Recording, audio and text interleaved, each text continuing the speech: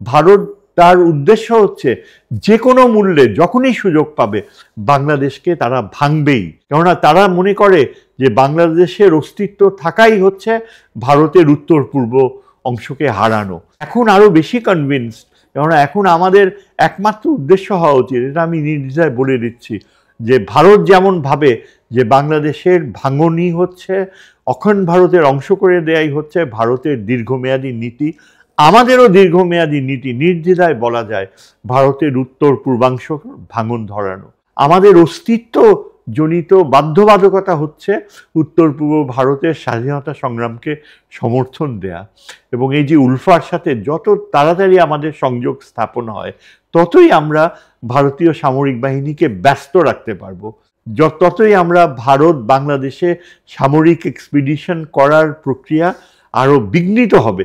কিন্তু আমরা যখন উলফার সমর্থন ছেড়ে দিব বা আসামের যে স্বাধীনতা সংগ্রামের প্রতি সমর্থন ছেড়ে দিব, তখনই কিন্তু ভারতের উদ্দেশ্য হবে বাংলাদেশকে ভেঙে দেয়া।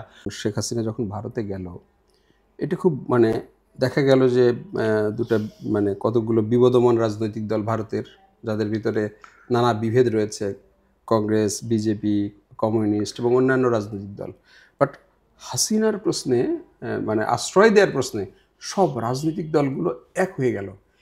এই কি করে এটা সম্ভব হলো? হাসিনাকে দেখেন সবার কাছে কেন এত গ্রহণযোগ্য হাসিনা হয়ে গেল? এটা ঘটেছে প্রথমত, হাসিনা কিন্তু শুধু বিজেপি না, কংগ্রেসের সাথেও তার একটা বিশেষ সম্পর্ক ছিল। কংগ্রেসকে ধরলে, আর তাছাড়া অন্যান্য যে আঞ্চলিক দলগুলো রয়েছে তারাও কিন্তু দেখলো যে হাসিনা বিপক্ষে অবস্থান নেওয়াটা ভারতীয় স্বার্থের পরিপন্থী হবে, এবং এটা তারা চায় বা না চায়, এটা তাদের একটা ধারণা ছিল যে হাসিনার পক্ষে ফেরত আসাটা সম্ভবপর হবে। সামহাউ দেয়ার ওয়াজ এ ফেইথ যে এখানে বাংলাদেশে বিরাট নিয়ন্ত্রণ রয়েছে আওয়ামী লীগের সামরিক বাহিনীর উপরে এবং আমলাতন্ত্রের উপরে। এটা তারা ধরে নিয়েছিল যে ব্যাপক জনগোষ্ঠী এখনও হাসিনার প্রতি সমর্থন। এই যে বিভিন্ন দলগুলো, বিজেপি ছাড়াও কংগ্রেস সত্যিকার অর্থেই বিশ্বাস করত যে তারা একটা না একটা স্টেজে যে গত 6 মাসের মধ্যে কোনো না কোনো একটা সময়ে অনুপ্রবেশ করবে, ভারতীয় সামরিক বাহিনীও প্রয়োজনে তারা হস্তক্ষেপ করবে, এবং হাসিনা ও আওয়ামী লীগ হয়তো সেনাবাহিনী একটা অংশের সহযোগিতায় আবার ক্ষমতায় আসবে। এটা তারা সত্যি সত্যি বিশ্বাস করত। এবং আমার ধারণা, আমার মতো কিছু ব্যক্তিরা যারা ধরে নিয়েছে যে ভারতের যে পরিস্থিতি, ভারত যেভাবে চিন্তা করে, এবং ভারতে সবসময় ট্রেডিশনালিও দেখা গিয়েছে যখন বিদেশের সাথে কোনো দ্বন্দ্ব হয়, ভারতের স্বার্থ যখন সেখানে ইনভলভ, সেখানে কিন্তু দলমত নির্বিশেষে সবাই একত্রিত হয়ে যায়। বাংলাদেশকে তারা দেখেছে যে পাকিস্তানের সাথে হঠাৎ করে একটা সম্পর্কের উন্নয়ন ঘটে যাচ্ছে, মার্কিন যুক্তরাষ্ট্রের সাথে সমর্থন রয়েছে এই ইউনূসের সরকারের উপরে, এগুলো তারা লক্ষ্য করে তাদের চিন্তাধারা ছিল যে বাংলাদেশে ভারত নিশ্চিতভাবেই হয়তো সামরিক হস্তক্ষেপ করবে।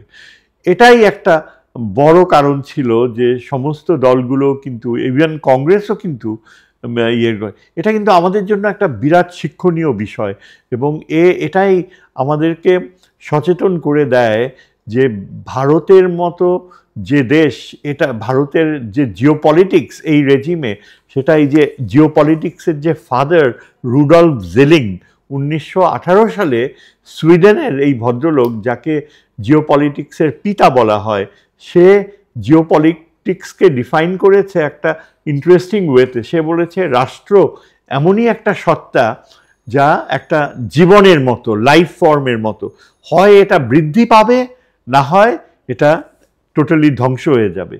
তার যে ডেফিনেশনটা, এটা ওই কলোনিয়াল যুগের ডেফিনেশন, কিন্তু তার যে প্রয়োগ, এটা সিলেক্টিভলি আমরা ভারতের বেলায় দেখতে পাই। আমরা একটা জিনিস ক্লিয়ারলি বুঝতে পেরেছি যে ভারত কিন্তু বাংলাদেশের অস্তিত্ব, যখনই ভারতের উপর আমরা আস্থা রাখবো, হাসিনার মতো ভারতের উপর যে অনেক বেশি নির্ভরশীল হবে, তখনই কিন্তু ভারত বাংলাদেশের অস্তিত্বের জন্য একটা হুমকি হয়ে দাঁড়াবে। এবং এটা কিন্তু ক্লিয়ারলি জয়শঙ্কর নিজে বলেছে, একজন ইউরোপিয়ান জার্নালিস্টকে ইন্টারভিউ নেওয়ার সময় সে নিজে বলেছে যে বাংলাদেশ সৃষ্টি ভারতের জন্য একটা বিরাট অভিশাপ। এই বাংলাদেশ সৃষ্টির কারণে আমাদের উত্তর পূর্ব ভারতের নিরাপত্তা বিঘ্নিত হয়েছে। এই ইন্টারভিউটা আপনি যদি খোঁজেন জয়শঙ্করের রেকর্ডসে, আপনি এই ইন্টারভিউটা পাবেন, এবং জয়শঙ্কর কিন্তু এটা কখনো অস্বীকার করেনি। স্যার, আপনি বললেন যে ভারত মনে করেছিল যে হাসিনাকে রাখা এই দেশে তাদের স্বার্থের জন্য অনুকূল হবে, কিন্তু এখন যে অবস্থাটা দাঁড়িয়েছে সেই অবস্থায় দেখা যাচ্ছে যে হাসিনার ভারতে উপস্থিতি বাংলাদেশ ভারত সম্পর্কের জন্য একটা বাধার প্রাচীর হয়ে দাঁড়িয়েছে, এবং একটা কাটার মতো অবস্থায় দাঁড়িয়েছে, একটা অস্বস্তির ব্যাপার দাঁড়িয়েছে। তারপরও ভারত কিন্তু শেখ হাসিনার পক্ষেই থাকছে, যেহেতু যখন বাংলাদেশ গভর্নমেন্ট ভারতের কাছে শেখ হাসিনাকে ফেরত চেয়েছে প্রাতিষ্ঠানিকভাবে, আনুষ্ঠানিকভাবে, তখনও কিন্তু তারা এই ব্যাপারে কোনো মানে ভিন্ন ভাবনা করছে না। না, এরা করছে না, এটা বোঝাটা কোনো কঠিন ব্যাপার না। আপনি আমেরিকাতেও দেখতে পাবেন যে আমেরিকায় যখন স্নায়ুযুদ্ধকালীন সময় তারা ল্যাটিন আমেরিকান ডিক্টেটরদেরকে যখন ব্যবহার করতো যে একেবারে মানবাধিকার ভঙ্গ করার জন্য, তখন মার্কিন সিনেটরদের জিজ্ঞেস করা হতো যে তোমরা নিজে গণতন্ত্রে বিশ্বাস করো, তাহলে কেন এই যে নরিয়াগার মতো একটা ডিক্টেটরকে কেন তোমরা প্রশ্রয় দিচ্ছ? তো আমেরিকান সেনেটর খুব ইন্টারেস্টিং রিপ্লাই দিয়েছিল যে he is a son of a bitch, but he is our son of a bitch. সে শুয়োরের বাচ্চা হতে পারে, কিন্তু সে আমাদের শুয়োরের বাচ্চা। এটাই ভারতও কিন্তু ঠিক একই থিওরি শেখ হাসিনার বেলায় প্রয়োগ করেছে, ভারতীয় বিরোধী দল সহ। এমনকি আমি সবচেয়ে অবাক হয়েছি মণিশঙ্কর আয়ার, যাকে বলা হয় কংগ্রেসের সবচেয়ে এনলাইটেন ব্যক্তি, যিনি বারবার বলেছেন যে পাকিস্তানকে আমার সবচেয়ে আকর্ষণীয় দেশ মনে হয়, পাকিস্তানের সাথে স্বাভাবিক সম্পর্ক হোক, এটাই আমার জীবনের ব্রত। তামিলনাড়ুর মণিশঙ্কর আয়ার, সেই মণিশঙ্কর আয়ার পর্যন্ত বলেছে যে হাসিনাকে আমাদের স্থায়ী থাকার ব্যবস্থা করে দেওয়া উচিত, পার্মানেন্ট রেসিডেন্ট স্ট্যাটাস হাসিনাকে দেওয়া উচিত। যেটা আমি মণিশঙ্কর আয়ারের মুখে শুনে আমি অত্যন্ত শকড হয়েছিলাম যে এরকম একজন ব্যক্তি যে মানবাধিকার প্রশ্নে এবং আঞ্চলিক সহযোগিতার ব্যাপারে এত নিবিড়, এরকম ব্যক্তি কিভাবে বাংলাদেশের এই ফ্যাসিস্ট রুলারকে স্থায়ী আশ্রয় দেওয়ার পক্ষে কথা বলল। এতে বোঝা যায় যে ভারত কিন্তু শেখ হাসিনার ইউটিলিটি ছাড়েনি। তাকে আশ্বস্ত করা যে ভবিষ্যতে আওয়ামী লীগ যদি আবার ক্ষমতায় আসে, ভারত বিশ্বাস করেছে যে এখন আগামীতে যদি ইলেকশন হয় তাহলে আওয়ামী লীগ কিছুটা সিটস পাবে। ভারত চাচ্ছে যে ইলেকশন হোক এবং শেষ পর্যন্ত আওয়ামী লীগ যেন অংশগ্রহণ করে। ভারতের যোগাযোগ, তাদের গোয়েন্দা বাহিনীর যোগাযোগ রয়েছে প্রায় প্রতিটি দলের সাথে, বড় বড় দলের সাথে, এবং আমার মনে হয় ভারতীয় গোয়েন্দা বাহিনী যা চিন্তা করছে এই আগামীতে যদি ইলেকশন হয় তাতে কিন্তু যা এক্সপ্রেশনস আমরা দেখতে পাচ্ছি, এমনকি বিএনপির বড় নেতাদের মুখ থেকে, যে দে ডোন্ট মাইন্ড যে আওয়ামী লীগ যে অংশগ্রহণ করুক ইলেকশনে। এমনকি এই সংগ্রামী ছাত্রদের মধ্যেও নাকি একজন এরকম আটার করেছে যে যারা ইনোসেন্ট আওয়ামী লীগে কোনো রকম ইনভলভ ছিল না, তাদের অংশগ্রহণে আমরা রাজি। এখন এই যে এই কথাগুলো, এই এক্সপ্রেশনগুলো, এটাই কিন্তু ভারতকে এনকারেজ করে যে হাসিনার ইউটিলিটি এখনও শেষ হয়ে যায়নি, হাসিনার ইউটিলিটি এখনও সামনে রয়েছে। এবং আমি এটা মনে করি যে তারা কোনোভাবেই এটা চাইবে না যে এই যে বিএনপি যদি ক্ষমতায় আসে বা জামাত ক্ষমতায় আসে, তাদের সাথে তারা কার্যকর সম্পর্ক গড়ে তুলবে অফিসিয়াল রিলেশনস রাখার জন্য। কিন্তু যদি সমর্থনের প্রশ্ন ওঠে, একমাত্র আওয়ামী লীগই হচ্ছে তাদের দল যে তাদের অখণ্ড ভারত উদ্দেশ্য সাধন করার পথে ভারতের পক্ষে থাকে।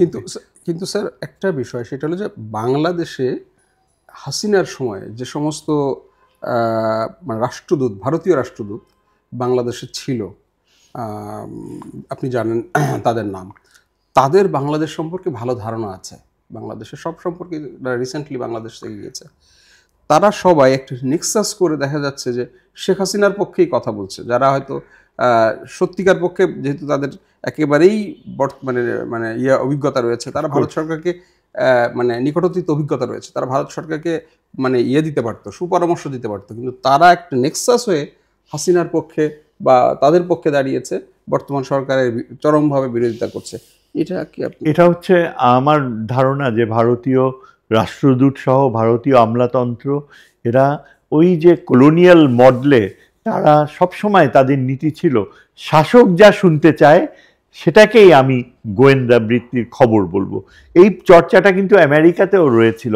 সিআইএ, তারপর এফবিআই, এরা যখন রিপোর্ট করতো প্রেসিডেন্ট বুশ, প্রেসিডেন্ট এই যে রেগান, তারপর রিপাবলিকান প্রেসিডেন্টরা যখন ক্ষমতায় থাকতো বিশেষত, তারা এই গোয়েন্দা বাহিনী সবসময় ফ্যাব্রিকেটেড গোয়েন্দা তথ্য তৈরি করত, যেটা শুনলে শাসক খুশি হবে। যেমন ইরাক যে একটা আণবিক অস্ত্র তৈরি করছে, এই মিথ্যা কথাটা আমেরিকান গোয়েন্দা বাহিনী বারবার প্রচার করত এই প্রেসিডেন্ট বুশের কাছে, বুশ জুনিয়র বা রেগানের কাছে বা এই যে ট্রাম্পের কাছে। এখানেও তাই হয়েছে। ভারতের যে রাষ্ট্রদূত যারা ছিল তাদের মধ্যে সবচেয়ে নোটোরিয়াস হচ্ছে এই বীণা সিকরি। এই মহিলা বাংলাদেশের, ভারতে যদি কোনো কূটনীতিক বাংলাদেশের রিয়েল এনিমি হয়ে থাকে, বীণা সিকরি হচ্ছে সব শ্রেষ্ঠ বাংলাদেশের শত্রু। এই বীণা সিকরি এখন একটা জামিয়া উলেমা ইউনিভার্সিটি, সেখানে অধ্যাপনা করছে। কিন্তু এই মহিলার যে মিথ্যাচার, এবং তারপর পিনাক রঞ্জন ভট্টাচার্য, এরা দুজনেই কিন্তু চক্রবর্তী, এরা দুজনেই কিন্তু বিজেপি রিসার্চের অংশ, এবং এরা এক্স্যাক্টলি আরএসএস যেটা শুনতে চায় এবং বিজেপি যেই চিন্তা প্রক্রিয়ার প্রতি অনুগত হতে চায়, ঠিক বাস্তবতাকে ওইভাবেই তৈরি করেছে। আপনি এখনও বীণা সিকরির যেসব ইয়েগুলো শুনবেন, বিশ্বাস করেন আমার রক্ত গরম হয়ে যায়। আমাকে যদি চয়েস দেয়া হয় যে আপনি মৃত্যুদণ্ড যদি দিতে হয় ভারতের কাউকে, হাসিনার সাথে যদি ফায়ারিং স্কোয়াডে দিতে হয়, আমি হাসিনার সাথে বীণা সিকরিকে পিক আপ করব। She is so dangerous. এবং এদের এই ধরনের রিপোর্টগুলাই কিন্তু এখন ভারতকে আরও এনকারেজ করে। তারা ওই যেটা আমি বললাম রুডল্ফ জেলিংয়ের তত্ত্ব, যে একটা রাষ্ট্র হয় আরেকটা রাষ্ট্রকে গিলে ফেলবে, হয় আপনি গিলে ফেলবেন, না হয় নিজেই মৃত্যুবরণ করবেন। বাংলাদেশ ভারতের সম্পর্ক কিন্তু ওই স্টেজে গিয়েছে। সহ অবস্থান আমাদের জন্য অসম্ভব। ভারত তার উদ্দেশ্য হচ্ছে যে কোনো মূল্যে যখনই সুযোগ পাবে বাংলাদেশকে তারা ভাঙবেই। কেননা তারা মনে করে যে বাংলাদেশের অস্তিত্ব থাকাই হচ্ছে ভারতের উত্তর পূর্ব অংশকে হারানো। এখন আরও বেশি কনভিন্সড, কেননা এখন আমাদের একমাত্র উদ্দেশ্য হওয়া উচিত, এটা আমি নির্দ্বিধায় বলে দিচ্ছি, যে ভারত যেমন ভাবে যে বাংলাদেশের ভাঙনই হচ্ছে, অখণ্ড ভারতের অংশ করে দেয়াই হচ্ছে ভারতের দীর্ঘমেয়াদী নীতি, আমাদেরও দীর্ঘমেয়াদী নীতি। নির্দ্বিধায় বলা যায় ভারতের উত্তর পূর্বাংশ ভাঙন ধরানো। আমাদের অস্তিত্ব জনিত বাধ্যবাধকতা হচ্ছে উত্তর পূর্ব ভারতের স্বাধীনতা সংগ্রামকে সমর্থন দেয়া। এবং এই যে উলফার সাথে যত তাড়াতাড়ি আমাদের সংযোগ স্থাপন হয়, ততই আমরা ভারতীয় সামরিক বাহিনীকে ব্যস্ত রাখতে পারবো, ততই আমরা ভারত বাংলাদেশে সামরিক এক্সপিডিশন করার প্রক্রিয়া আরও বিঘ্নিত হবে। কিন্তু আমরা যখন উলফার সমর্থন ছেড়ে দিব বা আসামের যে স্বাধীনতা সংগ্রামের প্রতি সমর্থন ছেড়ে দিব, তখনই কিন্তু ভারতের উদ্দেশ্য হবে বাংলাদেশকে ভেঙে দেয়া। আমরা যদি ধরে নেই যে বাংলাদেশ, আমাদের এই যে হাসিনার এই শাসনটা, এটা কিন্তু আমাদের জন্য একটা বিরাট শিক্ষণীয় অভিজ্ঞতা। আন্তর্জাতিক নিরাপত্তার একজন বিশ্লেষক হিসাবে আমি যেটা কনভিন্সড হয়েছি, যে হাসিনা যেটা ধরে নিয়েছে যে যেহেতু বাংলাদেশ উলফাকে আর সাপোর্ট করে না, বাংলাদেশের উন্নয়ন প্রক্রিয়া, স্থিতি, উত্তর পূর্ব ভারতের সাথে বাংলাদেশের বাণিজ্য, সমস্ত কিছু আমরা আশা করেছিলাম যে আর এই বিজেপি গভর্নমেন্ট সাপোর্ট করবে, কিন্তু আসলে সেটা তারা করেনি।